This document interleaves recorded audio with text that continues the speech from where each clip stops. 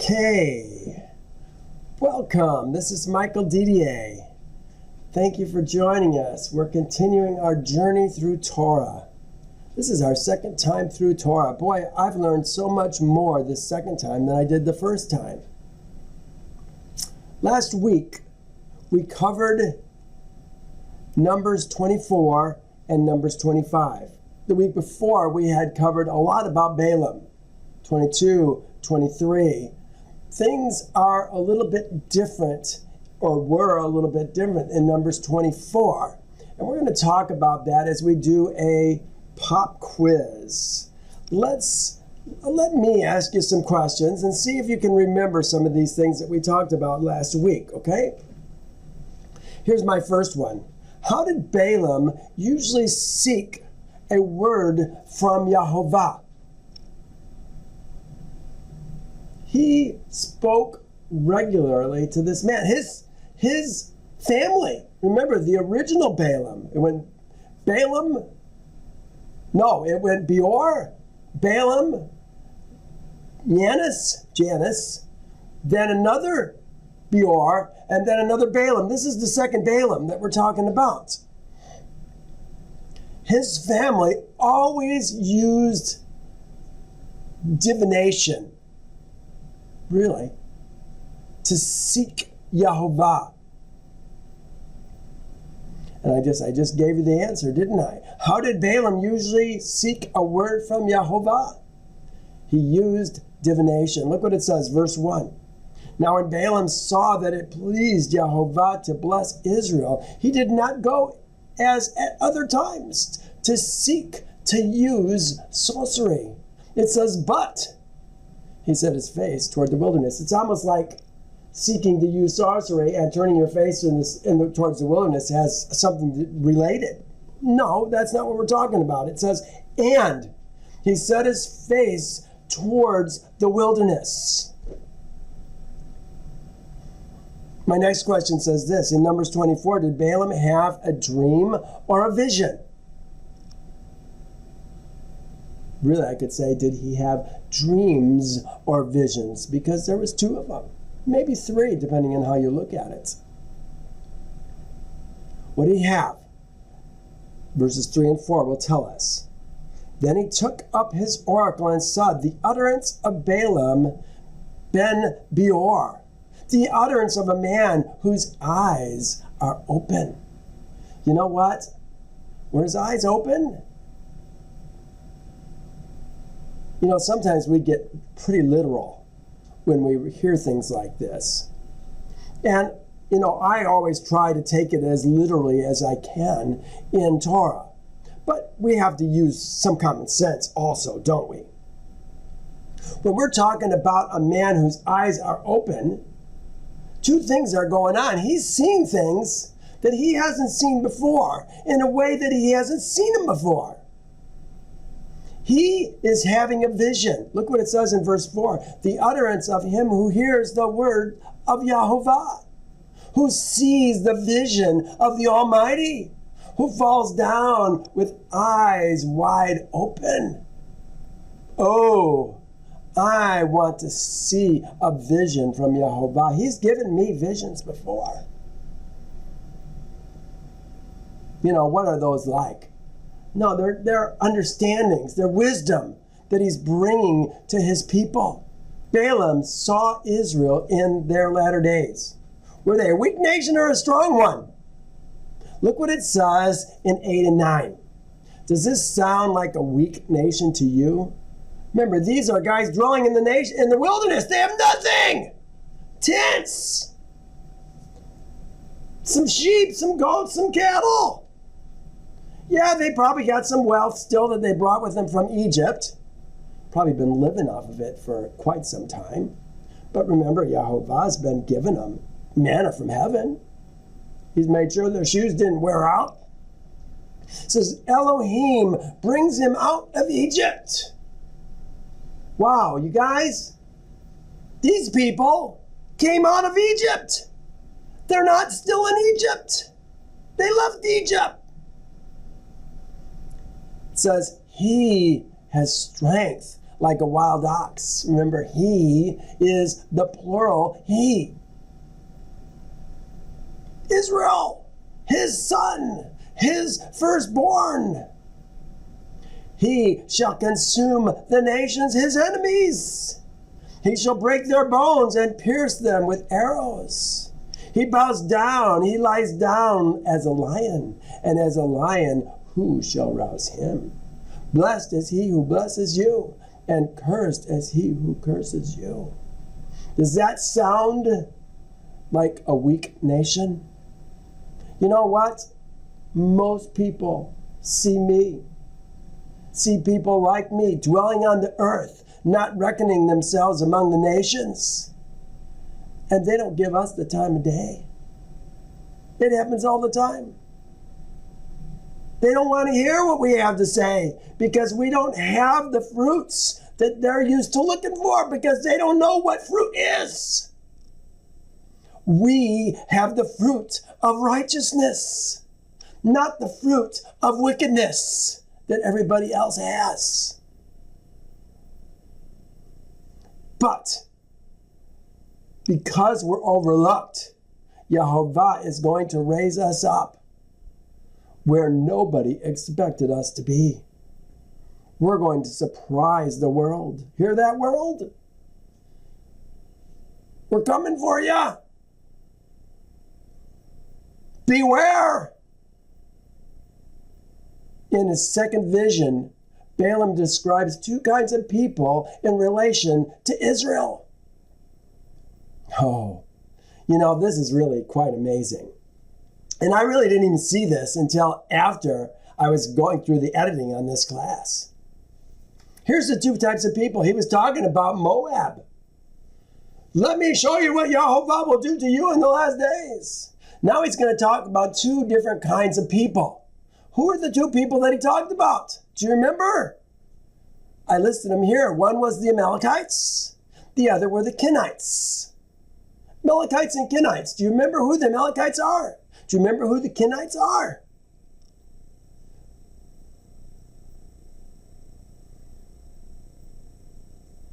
The Amalekites were descendants of Esau. Remember, Esau, Eliphaz, Amalek. These are the Amalekites. They were the ones who attacked Israel from the rear when we left Egypt. They're going to do it again. The Kenites were our friends, but they weren't Israel, were they? The Amalekites weren't Israel. They hated Israel.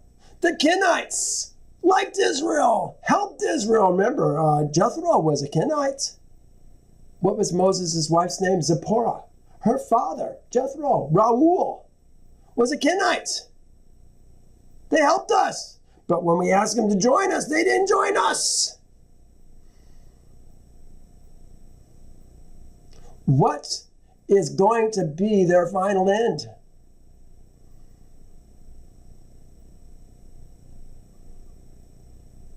It's here.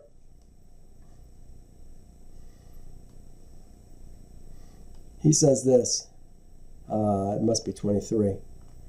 He says, and he took up his oracle and said, alas, who shall live when Elohim does this? You know, there's people, they say they love Israel. There's people who hate Israel. You know what? Neither one of those people knows who Israel is. It's not those people over in the land called Israel.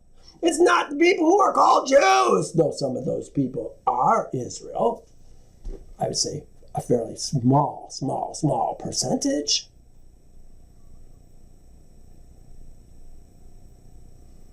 You got people who hate Israel. We got people who love Israel. But they're not Israel. You've got to become Yahovah's people by coming out of your Egypt and joining us. He brings them out of Egypt. He has strength like a wild ox. Well, the last thing it said in this chapter was that Balaam rose and departed and returned to his place. Yasher says that he went to Midian first. And we're going to see, I don't think we'll see it this week, but we'll see it next week. Maybe a couple weeks. That Balaam is going to be killed by the sword when we take out Midian, their kings, and their people. In chapter 25, I have some more questions for you. Here's chapter 25. Where did Israel camp after they defeated Sihon and Og? We had that campaign on the east side of the Jordan. Where did we camp after we defeated Sihon and Og? Do you remember? Numbers 25:1 is the answer, but it's a perverted answer. It says Acacia Grove. It says we camped in Shittim. Shittim. We had a place called Abel Shittim that we saw on the map on the plain of Moab. That's where we're at. We're on the plain of Moab. But it looks like Shittim might be the place. Soon Israel got too comfortable and did 4 things that brought the wrath of Yahovah down on us. What did we do? Do you remember what we did? 4 things. Here it is in 1, 2, 3. It says, the people began to commit harlotry. We were taking Moab's women as harlots, simply for the sex of it. We ate their slaughters. It says sacrificed to their the people sacrificed to their gods. The people ate and bowed down to their Elohim. Slaughtered according to their Elohim's instructions. And we ate it. But worse, it says we bowed down to their Elohim. The next verse says this. So Israel joined himself to Lord Peor. Barack Obama. What's the new president's name? That doesn't matter. I know people like him better. Same crowd, different day. Trump. Yeah, thanks, honey. I don't care who he is. He's not my president. I serve Yahovah. Another king. Well, look at what Yahovah said when they joined themselves to Lord Peor. Was he a dead guy or was he a live guy? He's a guy, regardless. Could be like joining yourself to Jesus Christ. Yeshua HaMashiach, they always want to say.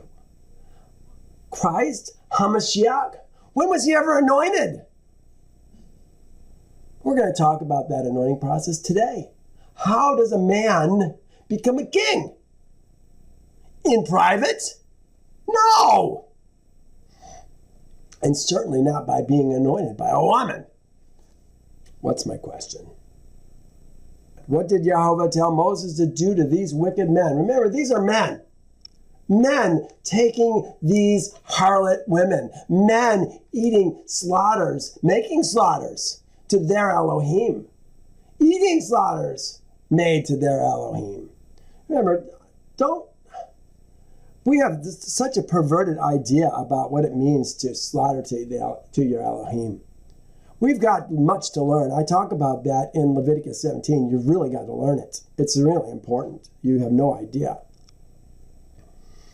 Well, so they joined themselves. Look what it says, verse 4. Then Yahovah said to Moses, my Bible, the New King James, says, take all the leaders of the people and hang the offenders. You know what it actually says? Here's what it actually says. And Yahovah said to Moses, take all the people's heads, and sever them, the offenders' heads, and hang them before Yahovah in the sun, that the fierce anger of Yahovah may retreat from Israel. Does that put a whole different spin on it? we're going to decapitate these men who took other Elohim before Yahovah. Look at, think I'm making this up? Look what these guys say. I especially want to show you this one. This is ERRB. It's a literal translation. And Yahovah said unto Moshe, take all the heads of the people and impale them before Yahovah at the face of Yahovah, it says. At the face. That's what I always tell you. It's at the face of Yahovah, before Yahovah's face, against the sun, that the fierce anger, the fuming wrath of Yahovah may be turned away from Israel. Does that put a different take on it? Some Bibles say, kill the heads. Kill the heads. Well, what? If their men are doing it, the head's got to die. A man shall die for his own sin, it says in the scriptures. A man can't die for another man's sin. Well, this says a lot about Yeshua, doesn't it? Boy, we got a lot to learn. No, it says take the leaders of the people and hang the offenders. Take the leaders, hang the offenders. That doesn't even make sense. No, we're taking the heads and we're impaling them on sticks and hanging them before the sun, in the sun. Whoa, scary, huh? Here's another one. Darby says, and Yahovah said to Moses, take all the heads of the people, hang them up to Yahovah before the sun. You know, you see the heads of the people. You don't understand. We're talking about the literal heads. They say the chiefs of the people, many of them. But no, we're talking about heads. They're being severed. Those two words are both being used, heads and severed. Or impaled, you could use the same one as well. Some translations say take the people, hang them on a cross. Oh, geez, what are they trying to do? Perversion, perversion, perversion. Here's the next question.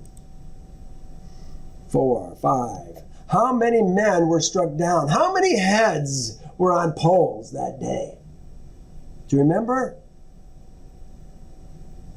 Verse 9 says, and those who died in the striking were 24,000.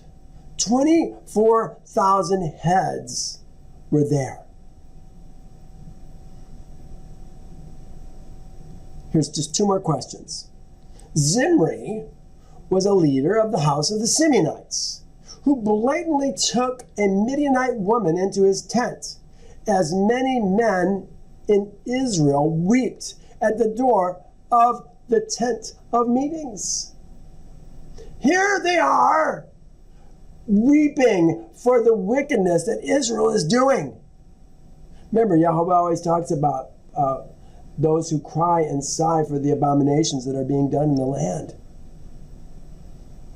These men are crying for what Israel is doing right now in leaving Yahovah, taking these foreign women, eating their slaughters, making slaughters, bowing down to their Elohim, enjoying themselves, even worse, to Lord Peor. Now, this man is going to do it right in front of these guys. What was the name of the woman that he took into his tents? And who was she in relationship to Midian? Do you remember? This is really important. Remember, we talked about last week a covenant that was made by marriage with Esau and Seir the Horite, through a marriage between Eliphaz and a Seir woman, Timnah. That was the sealing and the covenant made with them. So now here's this woman being brought in. Who is she? And how is she related to Midian? Do you remember? Here it is, verse 14 and 15. It says, now the name of the Israelite who was killed with the Midianites, was Zimri, the son of Salu, the leader of her father's house among the Simeonites. And the name of the Midianite woman who was killed was Cosbi, the daughter of Zur. He was the head of the people of his father's house in Midian. We found out last week that he was one of the 5 kings of Midian. This had the potential of making an alliance between 2 nations. We don't make alliances with foreign nations. Wicked people. It doesn't happen. How was the striking ended? They always wanted to call it the plague, but how was the striking ended? Do you remember? Here it is in 7 and 8. It was finished by a righteous man. I thought it was interesting. One righteous man, through his actions, stopped a striking. Look what it says. I said that was 7 and 8. Now when Phinehas, ben Eleazar, ben Aaron, the priest, saw, remember, ben Aaron, really they should have a semicolon there because Aaron's not the priest anymore. Eleazar is the priest. So don't be confused. This is the high priest's son. Took a javelin in his hand, and he went after the man of Israel into the tent, and thrust both of them through, the man of Israel and the woman through her body. So the striking was stopped among Israel's seed. Wow, pretty amazing. Well, we're going to pick up here today. Sorry, that was a bit long, but I really wanted you to see some of those things. Numbers 26. I'm going to have to move along fairly quickly, I guess. I've got a lot I want to cover today. This is about the numbering. And it came to pass, after the striking, we were just talking about the striking, that Yahovah spoke to Moses and Eleazar, ben Aaron, the priest. Again, Eleazar, son of Aaron. Eleazar is the priest, not Aaron is not the priest anymore, saying, take up a census of all the assembly, all Israel's seeds assembly, from 20 years old and above, by their father's house, all who are able to go to war in Israel. You know, it always strikes me as funny that they say all who are able to go to war in Israel. The last thing we talked about, oh, here it is. Yeah, it's the last chapter we're talking about. Then Yahovah spoke to Moses, saying, harass the Midianites and attack them, for they harassed you with their schemes by which they seduced you in the matter of Peor, and in the matter of Cosbi, the daughter of a leader of Midian, their sister, who was killed in the day of the striking because of Peor. You hear what's going on here? He's telling us to go to war. So now we're going to number all of Israel. We're talking about men who are able to go to war. Verse 3. So Moses and Eleazar the priests spoke with them in the plain of Moab by the Jordan, across from Jericho, saying, take a census from 20 years old and above, just as Yahovah commanded Moses and Israel's seed who came out of the land of Egypt.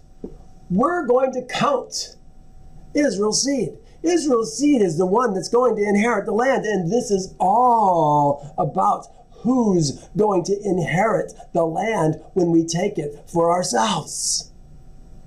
Israel's seed inherits the land. Not the ladies, not the ger, not the servants, not the children. At least the men, children, under 20. Maybe that's the difference. You got to be 20 years old and above, and Israel, to be one of those who's going to inherit the land. We made a census before. Remember how we did it the first time? It might have been after the first year. I think it was. I think we numbered ourselves after the first year that we were in the wilderness. Right after we got the tabernacle set up, we numbered ourselves. That's when it was. Do you remember how many we had? 603,550. How many do we have now? All the men 20 and above who were numbered the first time all died, except for 2. Well, 4. Well, 2. Caleb and Joshua. Even Moses and Aaron died. Remember? Aaron's gone. Moses is still around. Guess he's going to be numbered this time. But he's not going to go into the promised land, is he? How many are alive? Not only did all those men die, but we had men who joined themselves to Baal Peor. We had men who did all kinds of wicked, evil things in wanting to return to Egypt. Remember we were talking about Arad just before we battled with Og and Sihon and Og? There was a bunch of us that wanted to turn back. Man, we have done things all along to bring the wrath of Yahovah. Many times he's wanted to destroy us. How many are left now? Let's find out. Take a census from 20 years old and above, just as Yahovah commanded Moses and Israel's seed who came out of the land of Egypt. He's saying, like we did it before. Do it like you did it before. So, we're going to do it. You know, I found this interesting to see who's left, who's not. Reuben was the firstborn of Israel, was the Bekor of Israel. His father. It says, Reuben's seed were Hanok. I went to Genesis 46 on here on the right so that we can see when we went down to Egypt the first time, we numbered the men who went with us. This is who we're talking about right now. We're not talking about the ladies. We're talking about the men, the seed of Israel, Jacob. And now we're seeing the relationship between the first numbering and the second numbering. Look what it says. Hanok, he's there. Hanok, Paul, Hara, Hazran, and Carmi.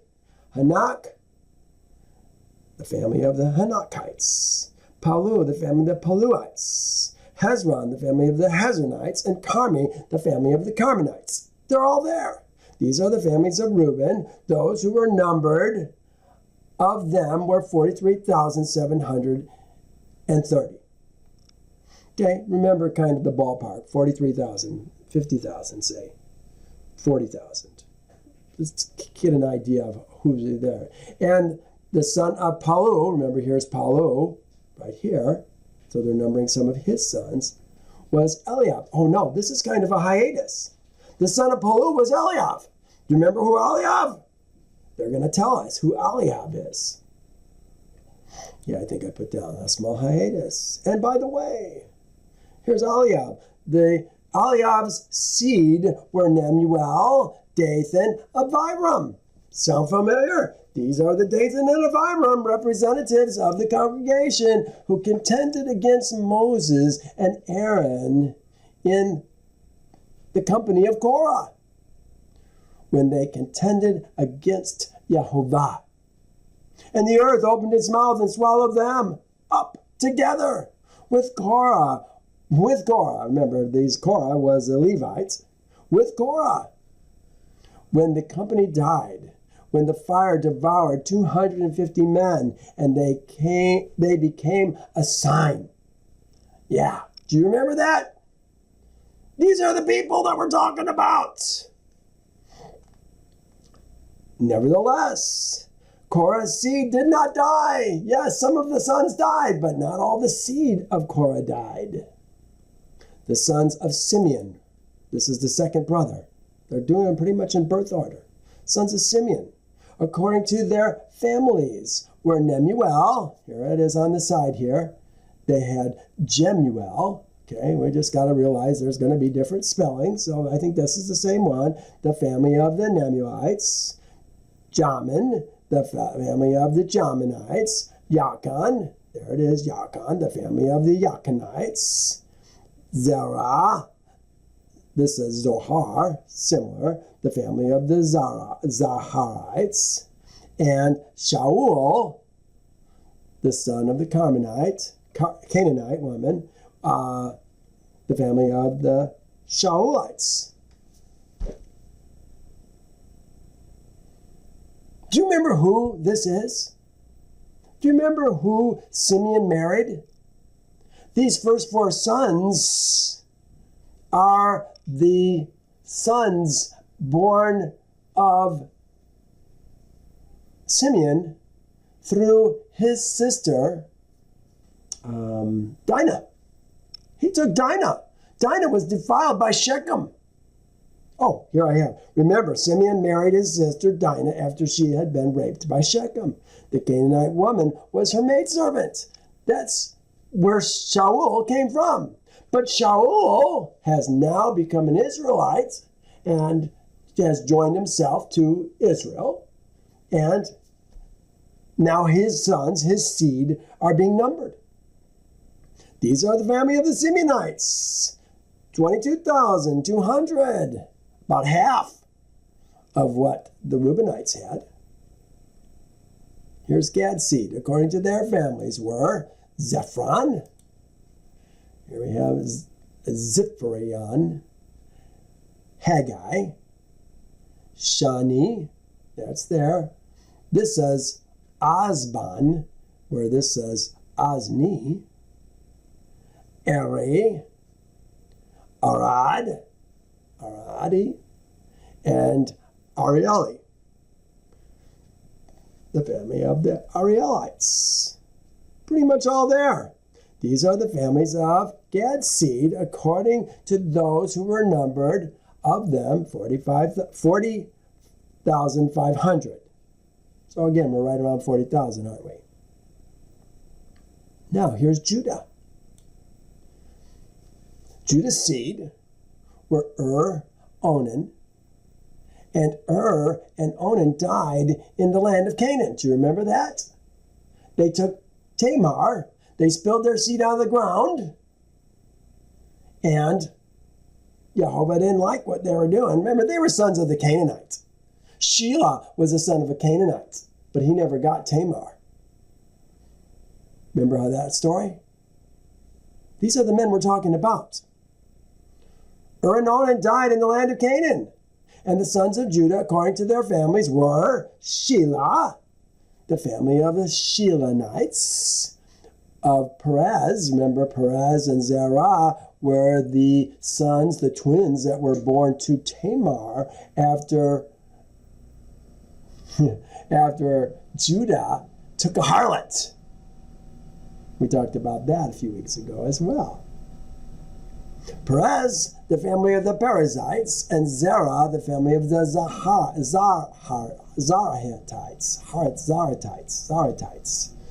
Zaratites. I don't know. The sons of Perez were Hezron, the family of the Hezronites, and Hamel, the family of the Hamelites. These are the families of Judah, according to those who were numbered from them. Look at this, 76,000. We've had some at 20,000, some at 40,000, some at 76,000. This one is like 4 times more, almost 4 times more than Gad had. Gad? Simeon had 20,000, 4 times more than Simeon had. Now we're doing Issachar seed. Remember, we're numbering men, Israelites, those who are in covenant with Yahovah, his seed, spiritually born men. What do we call them? The Kassid. The Kassid, Elohim kind. You can learn about the Kassid. We talk about it a lot in Psalms 50, verse 5. Here's the Ishkarites. It is Tola, Pova, Job, and Shimron. Tola, Pua, different spelling, Yashab, they say Job, and Shimron. All right, well, we can give them some leeway. Remember, Hebrew always has how it's transliterated, taking Hebrew words and putting them into English letters. That's transliteration, and it's different depending on who does it. So we got to give some leeway there. It is hard sometimes to kind of figure out who it is we're talking about. We have to dig in the scriptures. These are the families of Issachar, according to those who were numbered of them, 64,300, another large family. Zebulun. Zebulun's seed, according to their families. Look at this. Zerad, Alan, and Jaleel. Actually, it's not the one I thought it was going to be. Zerad, Alan, Jaleel. These are the Zebulunites, according to those who were numbered of them, 60,500. Then Joseph, according to the families of Manasseh and Ephraim. They're going to do them separate. First Manasseh. Manasseh's seed of Machar, the family of the Macharites. And Machar begat Gilead. We're going to talk about Gilead today. These Gilead, Machar, Manasseh, Joseph. We're going to talk about all these guys today because this is important, the things that we're seeing. These are the sons of Gilead: Jezer, Halak, Asher, the families of the Asherites; Shechem, the family of the Shechemites; of Shemitah, the family of the Shemitites; Hefner, that's another one that we're going to talk about, the family of the Hepherites. This is where a man named Zelophehad was the son of Hepher. Oh, here, it says it. Now Zelophehad, the son of Hepher, had no son, but daughters. And the name of the daughters of Zelophehad were Malah, Noah, Haglah, Milcah, and Tirzah. These are the families of Manasseh, and those who were numbered of them were 52,700. And no, the ladies were not numbered of them. That's why they're having the problem. Because these are the guys who are going to get the land, and they're realizing they got nothing. No man in their life, no land in their life, nothing. This is what the next chapter is about. These are, there was 52,000 of those, 52,700. These are Ephraim's seed, according to their families. Oh, why didn't I do I usually do this in yellow, and I didn't do it. I always like to have them kind of ordered so I can see them fast. We had this guy, and you can see if you look on the right-hand side, they're different guys. And families yeah. No, here, let's do this. That's the small hiatus. Oh, I guess I just didn't do this one. Doggone it. All right, I didn't pick up this one from the scriptures. You know what? Let's do it real quick. It doesn't take that long. I can get to it real easy. We're looking for sons of Ephraim. Let's just go there real quick. I gotta take this, put a little underscore here, and I can automatically go there. And we're looking for Ephraim. Oh, they don't really do Manasseh and Ephraim's. Maybe that's why I didn't include it, because they were born in Egypt, weren't they? They wouldn't have been numbered in this. They numbered the boys, but they didn't number their sons, so we really don't know who their sons were. That's why they're so unfamiliar. All right, well, sorry about that. Let's go back. Sometimes you just got to figure it out, don't you? All right. Manasseh, Ephraim, here we are. So we don't have anything for those guys. And these are the sons of the firstborn and the secondborn. No, these are the sons of the firstborn, this man and this man. These are the families of the sons of Ephraim, 32,500. These are Joseph's seed according to their families. Remember, we started out with Joseph. It's kind of like A, B, C, back to A. These are the families of Ephraim. These are the sons, the seed, Joseph's seed. All right. Benjamin. Remember, Benjamin had a bunch of sons, like 10 sons? Bunch of sons with 2 different women, 5 with each. According to their families were Bella's there, different spelling, the family of the Belaites. Then it says Ashbel. There's Ashbel. But it skipped Becher. So this guy's gone. What happened? Did he die in Egypt? Here is Gera. No Gera. Here, the next one we have that's listed was the family of the Ashbelites. Of Ariam.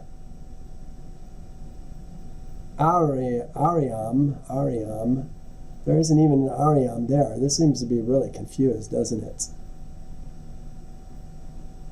Maybe we're talking about Arad, perhaps. You see it on the right? Then we talked about Shupham. I think that may be this guy, Haphim, perhaps. The families of the Shuphamites. Oh no, there's Harim. So Shaphim, who is he? We don't even have his name in there. It's really confused, isn't it? And then we have Hufim, same thing. Bella's seed, this is the firstborn seed, were Arad. Oh, there's Arad. And Naaman. You can see it's pretty confused, isn't it? These are Benjamin's seed according to their families. Those who were numbered were 45,600. Large tribe, one day. These are Dan's seed according to their families. He only had one son of Shukam, probably it's Shukam. They put the son of Dan was Hushim.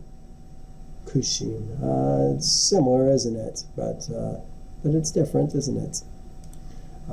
The family of the Shuhamites. These are the families of Dan, according to their families.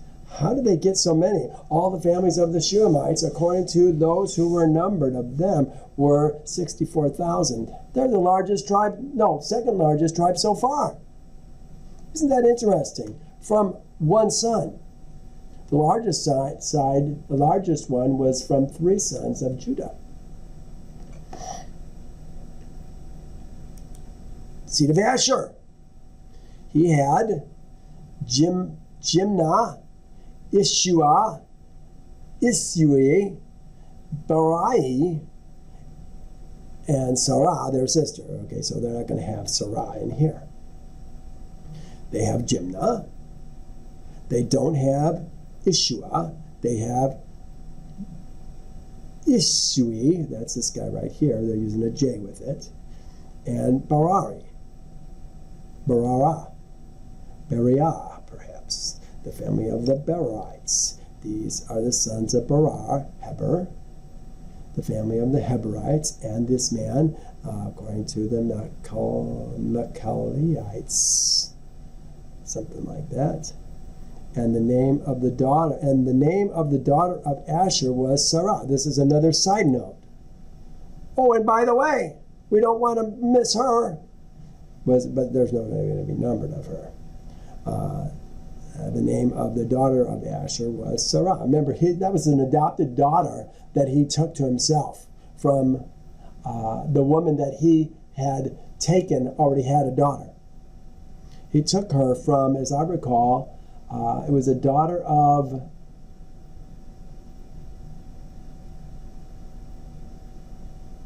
one of the same line that Abraham. I don't remember their name. Really, a lot of these guys took daughters that were from Canaan. I was surprised to see how many there were. 4 or 5 of them took daughters of Canaanites. Okay, so Asher's seed. We just talked about them. We had the hiatus. These are Naphtali. Naphtali's seed, according to their families. Jeziel, Guni, Jezer, Shaleam. And they're all there. Guni, Jezer, Shaleam. These are the families of the Naphtalites, according to their families. Those who were numbered of them, 40,400. These are those who were numbered of Israel's seed. Okay, so what's the total? We had in the first numbering 603,550. In this numbering, we have, let's find out, 601,730. Here it is right here. So that is a difference of 1,820 men. After 40 years, we have a difference of 1,820 men. After all those guys died, all these new guys were born. It's almost like he's replaced Israel completely before we're allowed to go into the promised land. Got to the back to the same size. Isn't that interesting?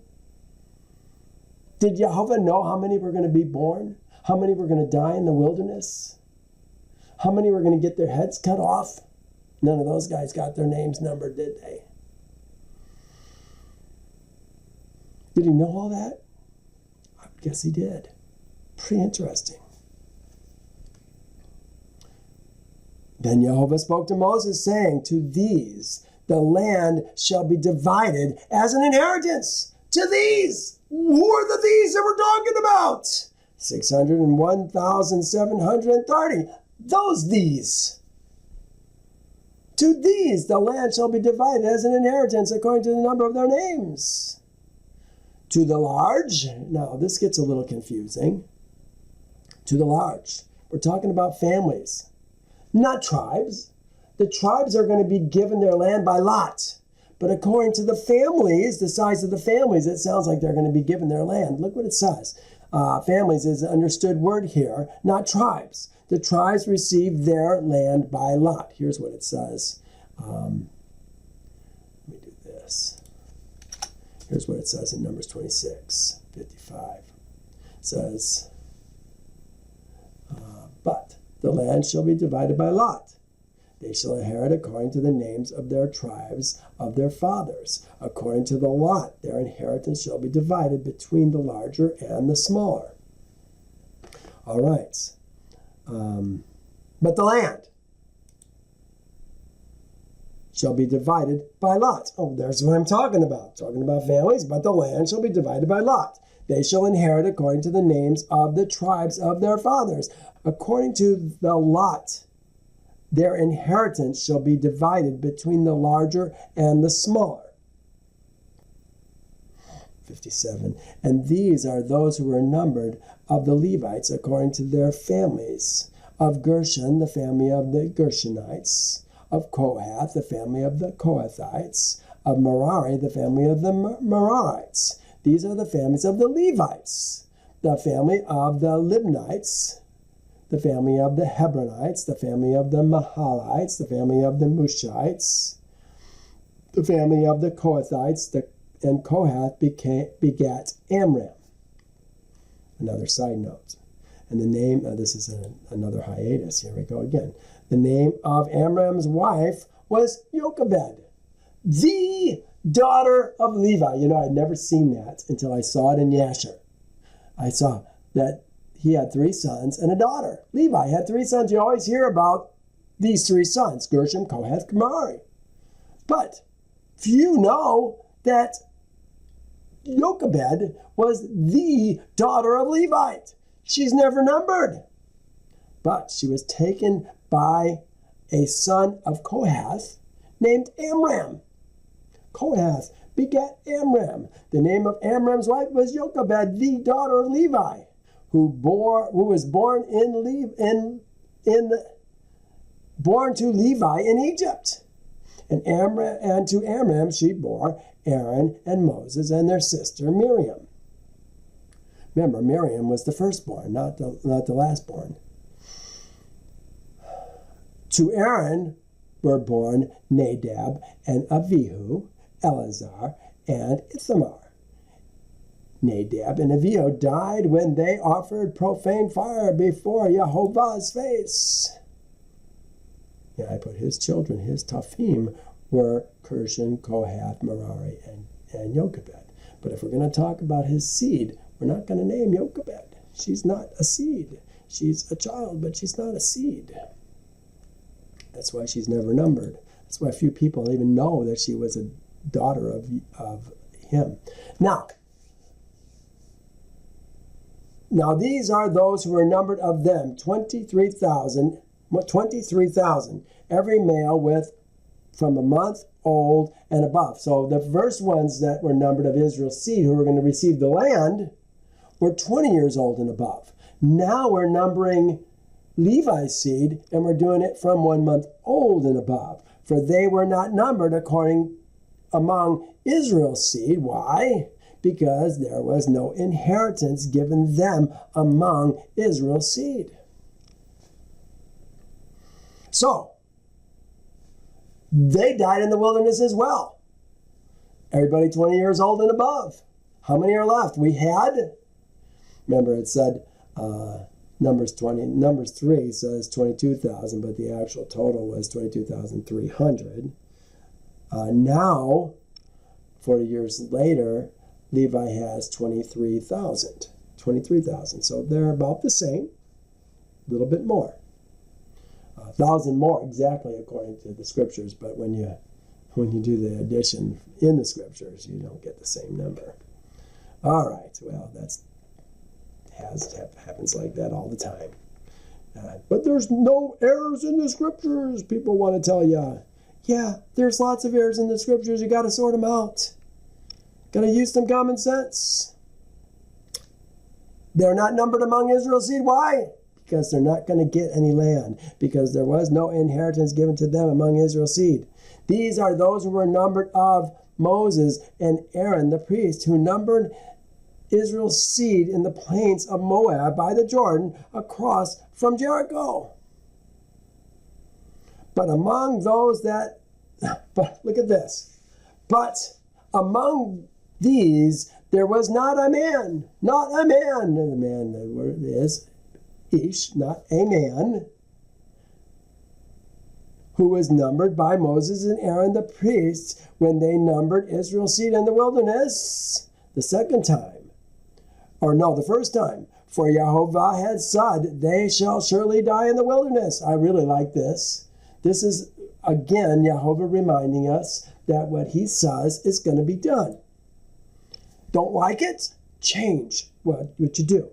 For Yahovah had said, they shall surely die in the wilderness. So there was not a man of them, except Caleb the son of Jephunneh and Joshua the son of Nun.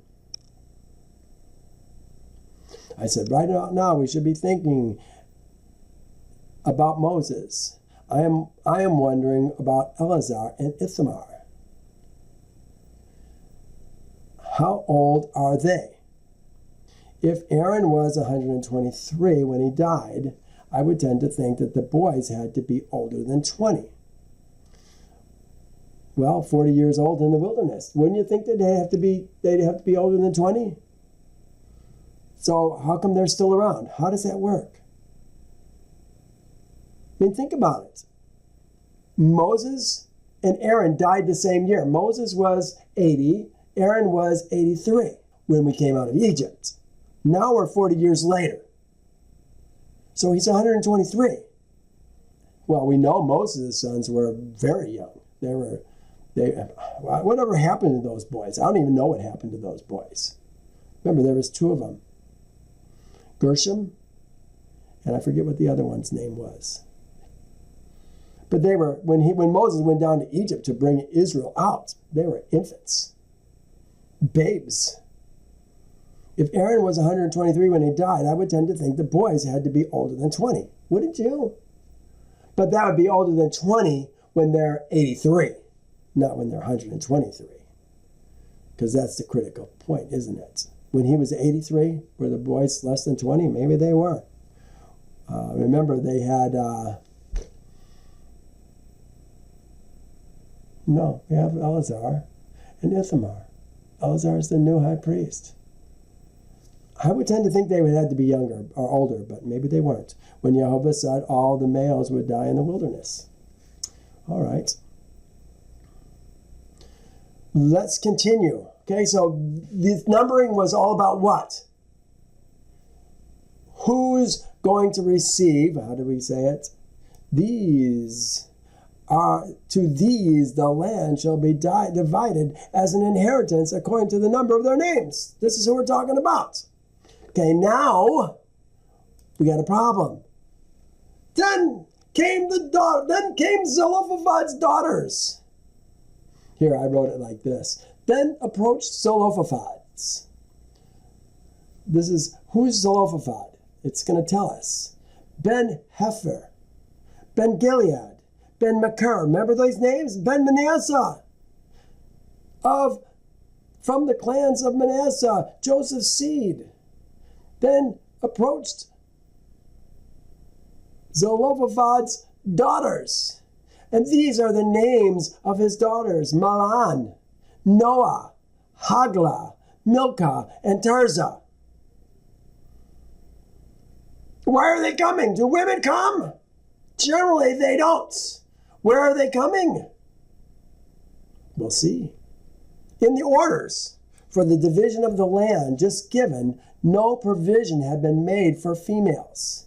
In case of females, in case of a failure of male issue. The 5 daughters of Zelophehad, therefore, considered themselves as destitute. Hear that? They have nothing. Having neither father nor brother, they're orphans. No covering. And being themselves entirely overlooked. And they agreed to refer the case to Moses and the rulers, whether it were it not equitable that they should inherit their father's portion. Most people think, well, yeah, of course they should. But there's other considerations that we need to take account of. I put, many pervert their ideas using this portion. Remember, there's going to be 2 portions today. This is a smaller part. And it's only going to go on for a very short time. We're going to get down to verse 12 before we switch again. We're going to go to Numbers 36 to finish the story up. Got a lot to do here yet. Many pervert their ideas using this portion and ignore the portion that also pertains to these ladies in Numbers 36. Today, I'm going to put it together. I'm going to jump ahead. We're going to go from Numbers 27, 12, all the way up to Numbers 36. And then next week, we're going to come back. All right? I want you to see the daughters of Zelophehad and hear the whole story, because few understand it the way it's supposed to be understood. It says, and they stood before Moses, before Eleazar, the priest, and before the leaders of all the congregation, the leaders of the assembly. Where did they stand?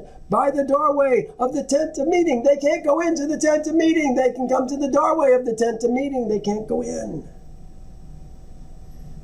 They're not allowed in the tent of meeting, the tent of Moab. Our father died in the wilderness, but he was not in the company of those who gathered together against Yahovah, in the company of Korah. Remember? We were just talking about Dathan and Abiram. Remember, if he were to die because he was a bad guy, a really bad guy, maybe that would be different. They're saying he wasn't a bad guy, but he died in his own sin and he had no sons. All right, they died like everybody else. Here's Zelophehad. They had several verses here. Now Zelophehad, the son of Hephner, had no sons. Oh, that's Numbers 26. We just read that. That's too long. I don't want to read that. This is Joshua. These are just my notes. I'm not going to turn you to these. You can look them up. There they are. You can look them up. Verse 4. Why should the name of our father be removed from among his family because he had no sons? Give us possession among our father's brothers. Our father's brothers. This is plural. This is their fathers, uncles. Okay, this is important because we're going to see later on who they actually are going to marry. Was it, well, I want you to see it when we get there. Let's wait. Give us possession among our father's brothers. That's good that we remember that it's our father's brothers. Our father's brothers. So Moses brought their case before Yahovah. And Yahovah spoke to Moses, saying, the daughters of Zelophehad speak what is right. This is what Yahovah said. You shall give them a possession of inheritance among their father's brothers, and cause the inheritance of their father to pass to them. Okay? Makes it sound like the ladies are going to get land, doesn't it? Okay? There's more to this story, because it's all about inheritance. Who inherits the land? Watch what happens. And you shall speak to Israel's seed, saying, if a man, this is an Ish. If an Ish dies and has not a son, doesn't have a son, and no son exists, is really what it's saying, and has not a son, no son exists, then you shall cause the inheritance to pass to his daughter. If he has no daughter, then you shall give it to the inheritance to his brothers. If he has no brother, then you shall give the inheritance to his father's brothers. And if his father's brothers, okay, the older one, and if his father has no brothers, then you shall give his inheritance to the relative closest to him in the family, and he shall possess it. It's all about men possessing the land, not ladies. They have the daughters. So what's the problem here? We're going to see. Somebody's going to have a problem with this. But wait, we got a problem. And it shall be to Israel's seed a statute of a judgment, just as Yahovah commanded Moses. Now, think about this. But to keep their inheritance, the daughters of Zelophehad, you know what? I'm going to wait on this. Let's continue reading, okay? If he has no daughter, then you shall give his inheritance to his sons. Okay, this is the section that we just read, 8 through 11. Here's 11. Permanent decree. And if his father has no brothers, then give it to the nearest relation in the family as his heritage. This is a decision made by law for Israel's seed. Permanent decree made by law, decision made by law, as Yahovah has given orders to Moses.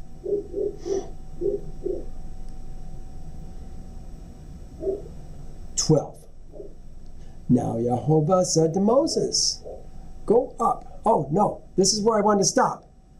This is where Moses is going to die.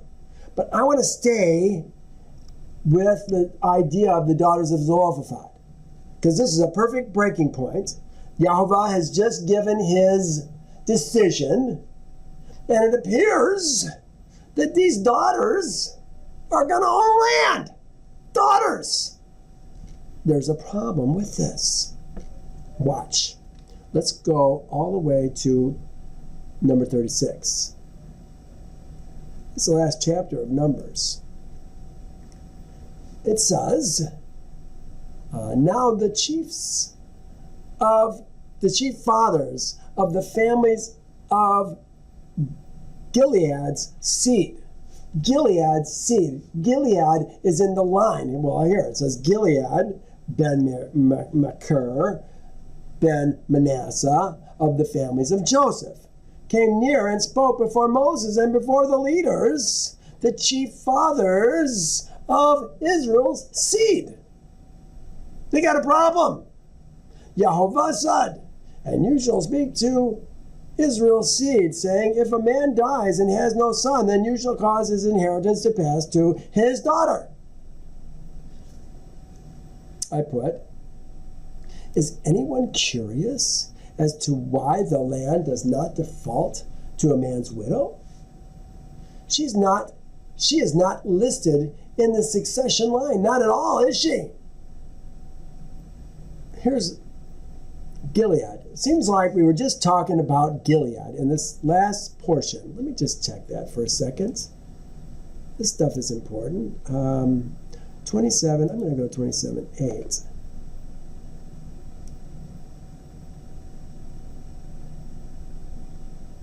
They're talking about their fathers. Yeah, here. Then the daughters of Zelophehad, the son of Hebner, no, that's not it. They stood before the congregation by our father died in the wilderness. Why should the name of our father be removed from among his family because he had no son? Give us possession among our father's brothers. Who are the father's brothers? This is who we're talking about right now. Gilead. These are Gilead's seed. Gilead and his seed that are coming to question what's going on and how's this going to work out. We got a problem. You haven't seen it yet, but we got a problem. Here's the problem. They're going to tell us right now. Let's go back. Numbers 36.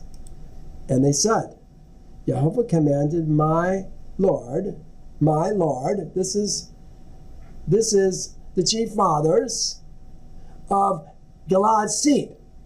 That's who's talking to Moses right now. Gilead's seed, the families of Gilead's seed, the chief fathers of Gilead's seed. Then they're telling us who Gilead is, Machir, Manasseh, Joseph. And they said, Yahovah commanded my Lord, Adonai. He's talking to Moses. They call Moses Adonai. Interesting. They don't call Yahovah Adonai. They call Moses Adonai. Moses calls Yahovah Adonai.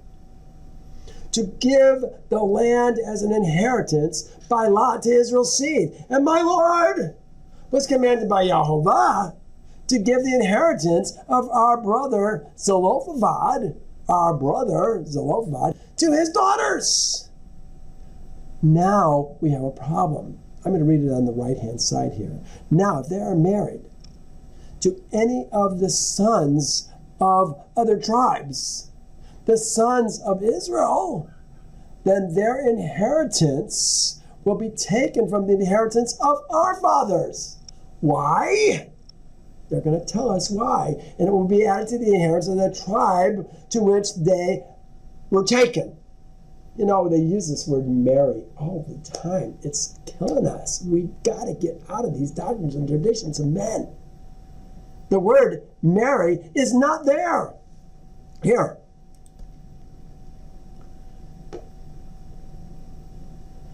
Now, if they become the tribe's seed of Israel, they become another tribe's seed of Israel, then their inheritance, who we're talking about, the daughter's inheritance, will be taken from the inheritance of our fathers and will be added to the inheritance of their tribes. Remember, a woman is a possession. And what the woman possesses, when they possess her, they get. They're concerned that if these women have land, that when they marry into another tribe, the lot of their inheritance, Gilead's inheritance, Machir's inheritance, Manasseh's inheritance, of Joseph's inheritance, is going to be screwed up. Because now we got a piece of land that's all connected together, and right in the middle of it we got Joseph, who they married, having a piece of it. No, it won't work. Gonna keep it all contingent, all together. Watch what happens. And it will be added to the inheritance of a tribe into which they become. They say, marry, to which they become. Hayah! So it will be taken from the lot of our inheritance. Can't do that. It's not fair. This is what Yahovah commands concerning the daughters of Zelophehad. Let them marry whom they think best. Here, that's 6. 3, let me go back here. 3, 4. A lot of our hands. And when the, it's going to come down to the Jubilee. And when the Jubilee of Israel's seed comes, then their inheritance will be added to the inheritance of the tribe into which they marry. Their inheritance is going to become their husband's inheritance. And now we've got a piece of Manasseh's land being owned by the man of another tribe. It doesn't work. So their inheritance will be taken away from the inheritance of the tribe of our fathers. 5. Then Moses commanded Israel's seed according to the word of Yahovah, saying, what the tribe of the sons of Joseph speaks is right. Remember, this is Manasseh, but they're the sons of Joseph too, aren't they? It's right. They just said what the daughters say is right. But what the sons say is right too. Got to work it out. This is the answer. This is what Yahovah commands concerning the daughters, Zelophehad's daughters, saying, let them, look at this. This is Mary. Let them, here's what it actually says. Let them become for women. Become for women of whom they think best. Become the possession of who they think best. But only within the family of their father's tribe. You know, if they had a father, their father would give them to the man. That's why a father walks his daughter down the aisle. He's giving her to the man. He's her covering. He's going to give her another covering. But only within the family of their father's tribe. This is the answer. Why? Because the women aren't going to own the land. The women are owned. What is owned by the woman is going to be owned by her man. It says, failure to become the woman of the tribe, of that tribe, will result in the loss of the land. The land would then default to the next man in the succession. Who would the next man in the succession be? The father's brother. And you shall speak to Israel's seed, saying, if a man dies and has no son, then you shall cause the inheritance to pass to his daughter. Okay, that's what we're talking about right now, but she's got to marry someone within the tribe. She doesn't marry someone within the tribe. It doesn't pass to her. If he has no daughter, then you shall give his inheritance to his brother. That would be the next one in line. Then his father's brothers. Brother, then father's brothers. All right, let me see if I got this here. No, it's not on this one. Let's continue reading. We're on 6. Let's go to 7.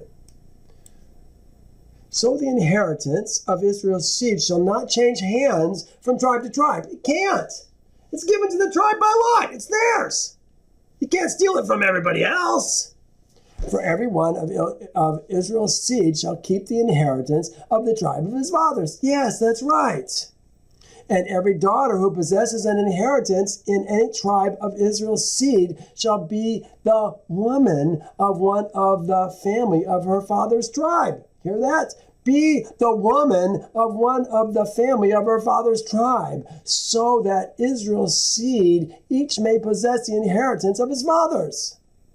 Thus, no inheritance shall change hands from one tribe to another. But every tribe of Israel's seed shall keep its own inheritance. Can't mess up the big picture with the little picture. There's always, what do I want to say? There's always nuances that we've got to work out. And you know what? It's wisdom that helps us work out the nuances. Knowledge, understanding, and with those two things we can get wisdom. If we don't have knowledge, if we don't have understanding, you got no wisdom. Doesn't exist. This is wisdom, what they're deciding right now. For Balaam, Now look at, this is the first time it says, this is list Noah last. Why does it list Noah last? I don't know. The first time it listed the other girl last. Here, look at, here it is right here. Mala, Noah, Hagla. Mala, Noah. Now in this one, says, for Mala, Tirzah, Hagla, Milcah, and Noah. The daughters, Zelophehad's daughters, it says, were married. No, what does it say? Just as Yahovah commanded Moses, so did the daughters of Zelophehad.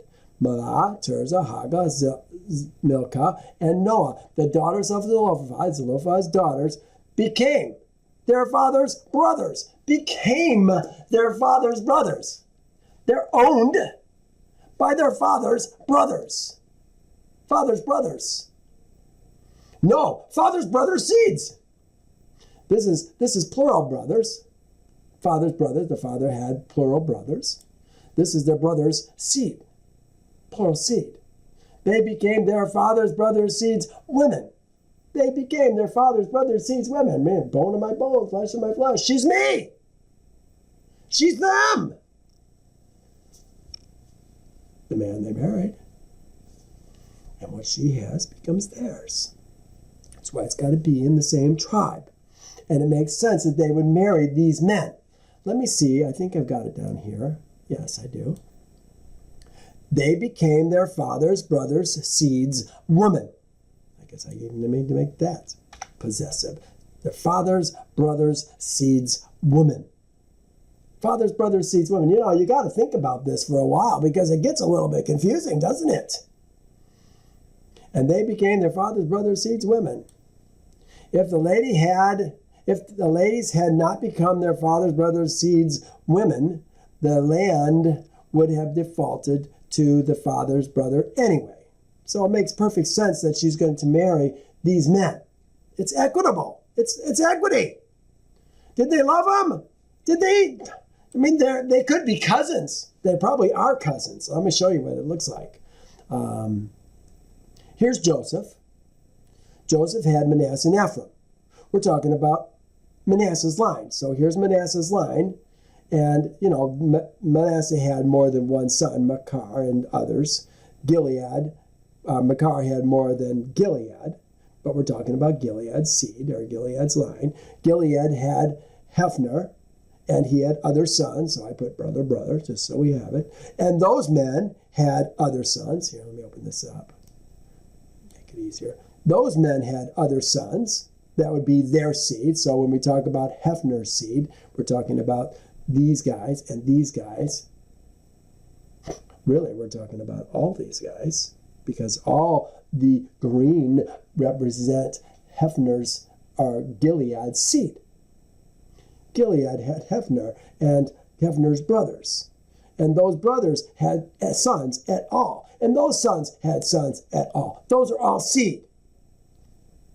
So who did they marry? Did they marry their cousins? Maybe. Now, we have Hephner. Hephner, he had sons. His son was Zelophehad. Zelophehad apparently had brothers. His brothers had seed at all. Perhaps their seed had seed. But these daughters who belong to Zelophehad have to marry someone within their tribe's family, and it appears that they may be marrying these guys right here. Cousins? Or perhaps uncles? They're going to keep it within the family. Now, several good things are going to happen because of this decision. Let me show you what's going to happen. I'm going to move this up here. I put three good things happened. The orphan daughters of Zelophehad got a covering. These ladies now have, I got to be careful the word I use. These ladies now have, I'm going to say it, a relationship with Yahovah. They need a man in their life to have a relationship with Yahovah. They need a covering. Can a woman who is married to a Gentile have a relationship with Yahovah? I think she can if she's got a husband that she's learning to follow. She's living her life according to her created purpose. But we're talking about ladies in Israel right now. Orphan daughters. Did they have a mother? They maybe had a mother, but the mother has nothing to do with it. These ladies are the ones who are inheriting it. And these ladies are got to become the women of men in the tribe. They got their covering. The land came back in the hands of the man. When they married the man, the land became the man's. And the land stayed in the tribe. That was the goal of all this, is to keep the land in the tribe.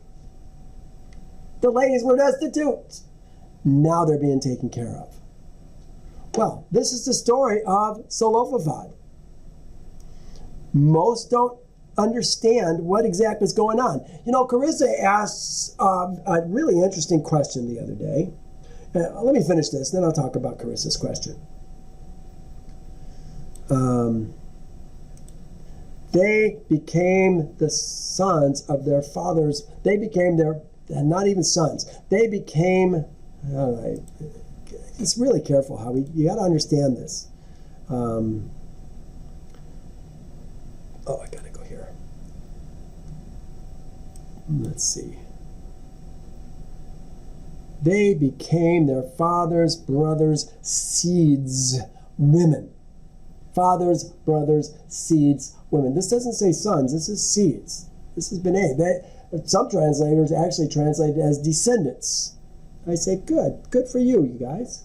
Their fathers, brothers, descendants, women. That's what we're talking about, seed. Seeds, women. They were married. It says they were married. The women, with their inheritance, became into the family of Manasseh's seed. This is what's happening. We're married. I mean, they were married, but, you know, you got so much bad ideas when you're talking about married. When it says married, look it up. Find out what it actually says. It says became. Hayah. They became. It doesn't even say they were taken, which is usually says for married. They were taken by Manasseh's seed. This says they became Manasseh's seed. They became into the family of Manasseh. They became. They don't exist anymore. They're Manasseh's seed. Bone of my bone, flesh of my flesh. She's me. This is what's going on. These are the commandments and the judgments which Yahovah commanded Israel's seed by the hand of Moses in the plain of Moab by the Jordan across from Jericho. Carissa was asking about Ruth and Naomi and the land that most would think Naomi owned. Who owned the land? Did Naomi own the land? No, she didn't own the land. What was that story all about? Her husband, Naomi's husband, Naomi's husband, I forget his name, Obaz or something like that, I don't know. Her husband sold the land to another man. Remember, when you sell the land to another land, it's going to come back to you in the year of Jubilee. Would it come back to her in the year of Jubilee? No, it wouldn't come back to her. Who would it go to? It's going to go back to the near of kin. We were just talking about it. If they don't have it, who does it go to? This story, Ruth and Naomi, is about the kindred redeemer. But the kindred redeemer is not redeeming Naomi. The kindred redeemer can redeem the land that was sold to another man. If you sell your land because you get destitute, your near of kin can buy it back for you or for himself if you don't exist anymore. This is what's going on in that story. Boaz is the number 2 in the near of kin, not the number 1. The number 1 has to say, no, I don't want it, before the number two can take it. That's exactly what happened. The number one said, I can't do it. My wife doesn't want me to have this other woman in our house. See, the land came with a woman in it, didn't it? But when Boaz was redeeming the land, he is the kindred redeemer, it wasn't about redeeming Naomi or Ruth. It was about redeeming the land so that they had a place to live. It's going to become Boaz's land. He's going to add whatever her husband's name was to his land. It's going to become his land. It's going to stay in the tribe. That's what's going on in that story. And really few people understand how it all works out. At any rate, we're going to stop here today. Next week, we're going to pick up where we left off in Numbers 27. We left off right here with the death of Moses. What does he say? Now Yahovah said to Moses, go up to Mount Avarim. Where did Moses die? Pisgah or Avarim? What's Mount Avarim? And see the land which I have given to Israel's seed. We're going to talk about that next week. And then we're going to continue on with our story. We're going to talk about this is probably not one of the high points that most people are going to like so much. We're talking about the offerings that we're bringing on different things. You know, it says the daily offering, the Sabbath offering, the new moon offering, the feast offerings. We're going to see next week that this lunar Sabbath business is debunked in this portion as well. And if we get beyond this, I think it goes on to the war with Midian. Actually, we're going to continue in this for quite some time. It's probably not going to be until 30 that we're going to get. 30 is going to be vows of men and women. Yeah, we got a while before our war with Midian is going to begin and things that we're going to take from that. It's all very interesting. This is a really fascinating chapter, our vows, but probably going to be a couple weeks before we get to it. All right. Got to say good night or good day for you now. Hope you come back. Thank you for joining me today. See you guys later. Bye now.